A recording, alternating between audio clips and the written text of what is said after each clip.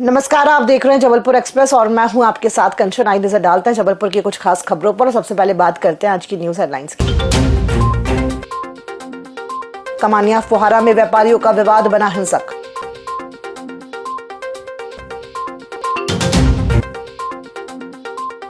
शोभापुर फाटक पर चलती ट्रेन पर पत्थरबाजी, 10 नाबालिग पकड़े गए।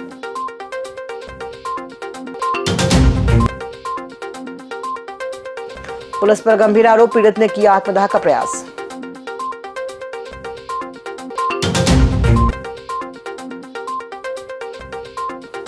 सड़क पर युवक की निर्मम हत्या, इलाके में सनसनी।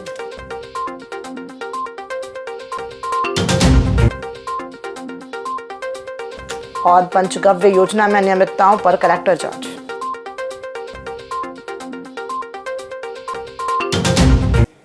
आइए अब बढ़ते खबरों की ओर। जबलपुर के व्यस्त कमानिया फुहारा क्षेत्र में पैसों के लेन देन को लेकर दो व्यापारियों के बीच हुआ विवाद अचानक हिंसक झगड़े में बदल गया। जहां एक व्यापारी द्वारा भरतीपुर से अपने लोगों को बुलाकर दूसरे व्यापारी पर जानलेवा हमला करने का आरोप है। हमले के दौरान पीड़ित व्यापारी को अपनी जान बचाने के लिए बड़कुल होटल में शरण लेनी पड़ी, जिससे इलाके में अफरा तफरी और दहशत का माहौल बन गया। घटना की सूचना मिलते ही पुलिस के वरिष्ठ अधिकारियों के निर्देश पर 5 थानों का पुलिस बल मौके पर पहुंचा और स्थिति को नियंत्रित किया। फिलहाल पुलिस दोनों पक्षों से पूछताछ कर रही है।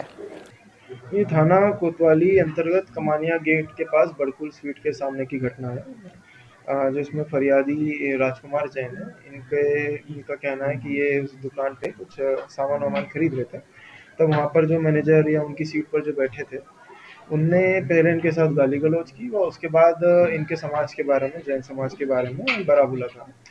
और उससे जब बहस हुई तो उनके जो जिन्होंने गाली गलौज करी उनके साथ के 1-2 लोग और आ गए वहाँ पे, जो शायद कोई बेसबॉल का डंडा ऐसा उन्होंने बताया है, ये सब लाए और डराने की कोशिश करी। इतने में वहाँ पर भीड़ इकट्ठी हो गई और पुलिस को सूचना मिली, तो 2 जो लोग थे जिन्होंने डंडा लाए थे उन लोगों को पुलिस थाने ले आई थी। वो एक आरोपी जो बड़कुल स्वीट है उसके अंदर घुस गया था। इस समय जब बाहर बहुत ज़्यादा भीड़ इकट्ठी हो गई और आरोपी अंदर था, तो पुलिस बल जो मौजूद था वो बड़कुल स्वीट के बाहर था। जहाँ पे भीड़ थोड़ा उत्तेजित हो रही थी, वो आरोपी को हमारे सामने लाना, वो पीटने पटाने जैसी बातें कर रही थी, तो उनको हल्का सा खदेड़ा गया। वो आरोपी को सुरक्षित पुलिस कस्टडी में लिया गया।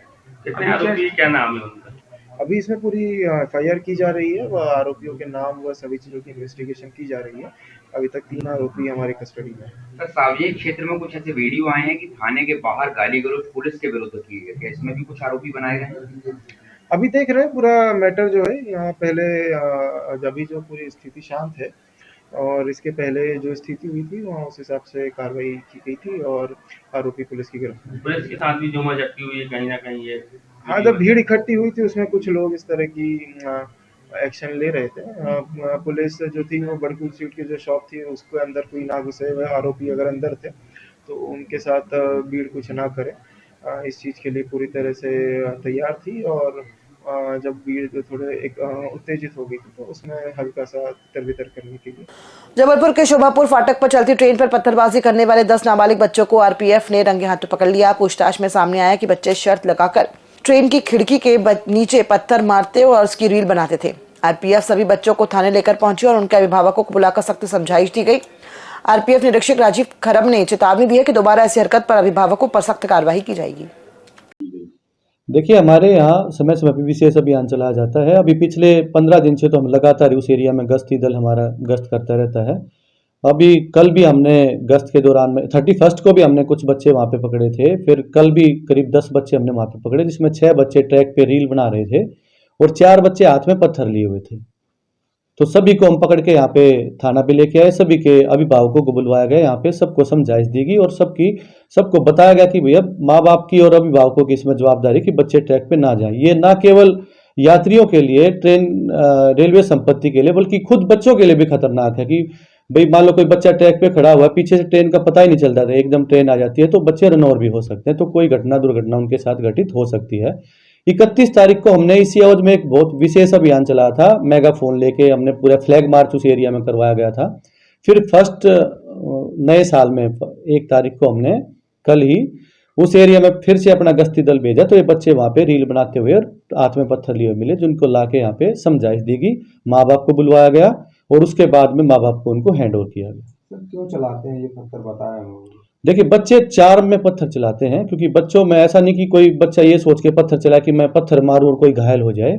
बच्चों ने बताया, हमने पूछताछ की सिर्फ कि हम शर्त लगाते थे कि हम पत्थर मारेंगे तो किसका पत्थर खिड़की से जस्ट नीचे लग रहा है या किसका पत्थर टायर पे लगेगा, इसके व्हील पे गाड़ी के, किसका पत्थर का वो शर्त लगा के, बस कोई भी पत्थर, बच्चा ऐसे नहीं कि हम इंटेंसली किसी को भी मारेंगे और चोट लग जाएगी। खमरिया थाना क्षेत्र के निवासी बबलू उर्फ धर्मेंद्र यादव ने थाने में पदस्थ 2 आरक्षकों पर गंभीर आरोप लगाते हुए आत्मदाह का प्रयास किया, जिसका वीडियो सोशल मीडिया पर वायरल हो रहा है। पीड़ित का आरोप है कि पुराने प्रकरणों का निराकरण हो जाने के बावजूद पुलिसकर्मी उनसे लगातार पैसे की मांग कर रहे हैं। धर्मेंद्र यादव ने कहा कि उसे दोबारा अपराध करने और शराब बेचने का दबाव बनाया जा रहा है। पीड़ित ने चेतावनी दी है कि यदि जल्द समाधान नहीं हुआ तो वो एसपी कार्यालय पहुंचकर परिवार सहित सामूहिक आत्मदाह करेगा। सर ऐसा है कि मैं पूर्व में मेरे कुछ अपराध पंजीबद्ध थे खमरिया थाने में, और न्यायालय से, माननीय न्यायालय के माध्यम से मैं उसमें बरी हो चुका हूं। अब वही उसी को लेके अशोक पांडे जी हैं, मेजर साहब हैं, और शिव शंकर द्विवेदी जी हैं, जो माननीय अभी एडिशनल एसपी साहब के यहाँ रहे होंगे। तो उस प्रकार से धमकियाँ देते हैं लोग कि वही अपराध करो और दारू बेचो, गांजा बेचो, हमको पैसा दो, और जगह जगह बहुत सी ऐसी चीज़ें हैं सर, ला के थाने में बंद कर देते हैं। कभी 151 हम जिला बदल कर देंगे, तेरा ये कर देंगे, वो कर देंगे। सर मैं अशोक पांडे और माननीय इनसे प्रताड़ित हो चुका हूँ, शंकर द्विवेदी जी से, इसलिए मैंने आत्मदाह करने की कोशिश की थी। क्योंकि हमेशा का काम है, आज दिन फ़ोन लगाना, ये करना, वो करना, किसी के माध्यम से खबर पहुंचाना कि पैसा दे, 20,000, 10,000, 15,000। तो मैं ये सर कहाँ कर पाऊँगा, मैं थोड़ा मोड़ा गुजारा कर रहा हूँ अपना, इसलिए मैंने आत्मदाह करने की कोशिश की थी। और उस दिन तो मुझे रोक लिया गया था, बचा लिया गया था। अगर इसमें जल्द से जल्द कोई कार्रवाई नहीं होती तो मैं पूरे परिवार के साथ अपने जाके माननीय एसपी साहब के कार्यालय में मैं अपने पूरे परिवार को वहाँ आत्मदाह करूँगा, क्योंकि मेरा पूरा परिवार प्रताड़ित है इनसे, दोनों पुलिस वालों से।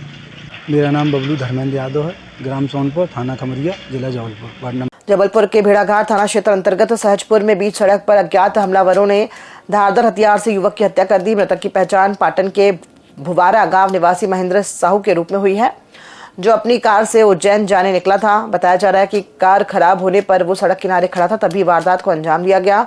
सूचना पर पुलिस व एफएसएल टीम मौके पर पहुंची और जांच जारी। ये आज करीब 1 बजे हमें हमारे एफआरवी को सूचना मिली कि यहाँ व्यक्ति मृत पड़ा हुआ है। सहजपुर ओवरब्रिज के साइड में जो सर्विस रोड है, उसमें अरविंद पटेल के प्लाट के सामने एफआरवी द्वारा आकर देखा गया तो ये रक्त रंजित शव इसका, और इसके कान के पास चोट के निशान धारदार हथियार के दिखे।